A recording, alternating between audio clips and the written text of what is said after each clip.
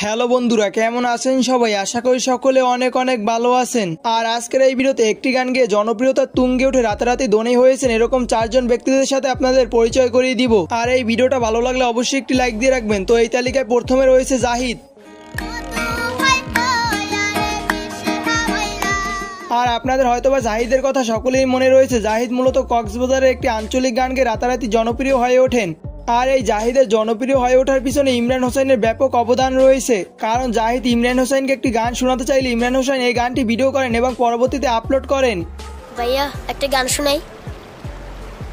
বসো। এরপর এই মধু হই হই বিষ হাওয়াইলে এই গানটি সোশ্যাল মিডিয়ায় ব্যাপক আলোড়ন সৃষ্টি করে। এরপর আর জাহিদকে পিছে ফিরে তাকাতে হয়নি। পরবর্তীতে জাহিদ এবং ইমরান হোসেনকে নিয়ে রবি সিম একটি বিজ্ঞাপন তৈরি করেন। আর রবি সিম এই বিজ্ঞাপনটির মাধ্যমে জাহিদ যেভাবে ভাইরাল হয়েছে তার ক্রমটি সকলের মাঝে তুলে ধরেন। পরবর্তীতে 2017 সালে 29শে ডিসেম্বর ইত্যাদির মঞ্চে গান গাওয়ার সুযোগ পায় জাহিদ। তারপর রয়েছে ভারতের রানু মণ্ডল। রানু মণ্ডল মূলত ভারতের রানাঘাট রেলওয়ে স্টেশনে গান গাইতেন।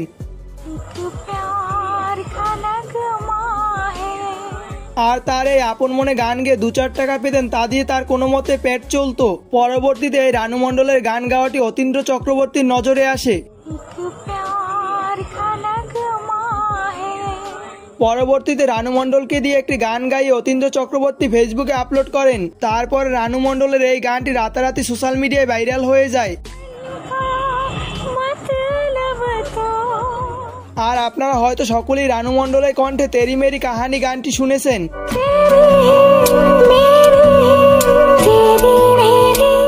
আর রানু মণ্ডলের কণ্ঠে এই তেরি মেরি কাহানি গানটিতে বর্তমানে ইউটিউবে 177 মিলিয়ন প্লাস ভিউজ রয়েছে। তারপরে আর রানু মণ্ডলকে পিছে ফিরে তাকাতে হয়নি। তো এই তালিকায় তারপর রয়েছে রানা।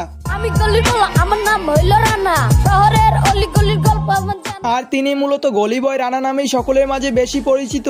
আর আমরা হয়তো তার কণ্ঠে সকলেই শুনেছি 3 দিন হয়ে গেল পেট ভরে খাই না। আর গলি বয় রানাকে বর্তমান পজিশনে আনার পেছনে সব থেকে বড় অবদান ছিল তাবিব মাহমুদের। আর তাবিব মাহমুদ মূলত তার লেখা গানের মাধ্যমে বর্তমান সময় করুণ বাস্তবতাকে তুলে ধরেন। 5 লাখ কোটি থেকে 500 কোটি দাও, 300 কোটি দিয়ে স্কুল গড়ে। আর আমরা হয়তো বা সকলেই রানার সম্পর্কে কম বেশি জানি। রানা মূলত বস্তি থেকে উঠে এসেছিলেন।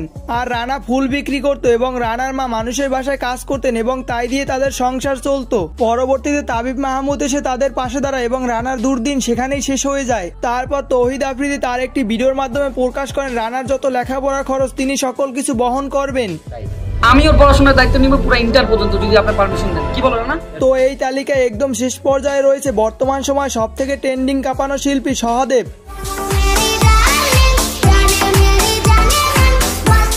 আর বর্তমান সময়ে এসে সহদেবের কণ্ঠে বাসপান কাপের এই গানটি শুনেন না এমন পাবলিক হয়তোবা খুব কম রয়েছে।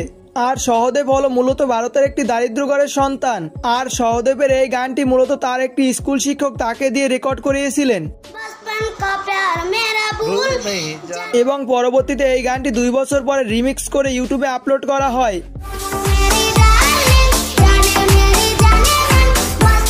আর সহদেবের কণ্ঠে রিমিক্স ভার্সন গানটিতে বর্তমানে ইউটিউবে 25 মিলিয়ন প্লাস ভিউজ রয়েছে।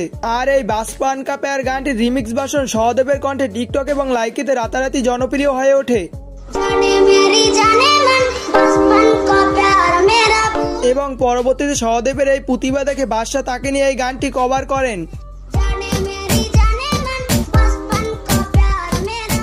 আর এই গানটিতে বর্তমান সময় ইউটিউবে 167 মিলিয়ন প্লাস ভিউজ রয়েছে। তো বন্ধুরা, আমরা এই ভিডিওর একদম শেষ পর্যায়ে চলে এসেছি। আপনারা এই ভিডিওটা কেমন লেগেছে অবশ্যই ভিডিওর কমেন্ট সেকশনে কমেন্ট করে জানিয়ে দিবেন।